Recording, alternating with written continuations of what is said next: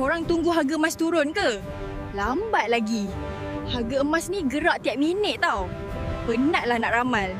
Tahu tak, 25 tahun ni emas naik 10% setiap tahun. Long term ni memang king. Tak payah pening kepala.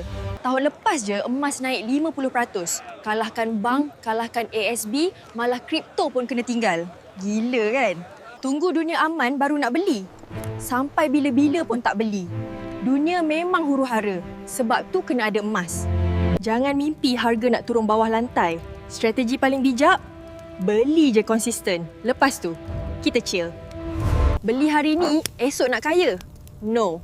Simpan sekurang-kurangnya 2 tahun baru nampak untung berbaloi-baloi. Pakai direct auto debit je. Senang, tak payah fikir. Sedar-sedar, dah banyak gila emas kita. Dah, jangan tunggu lagi. Start dengan Public Gold sekarang.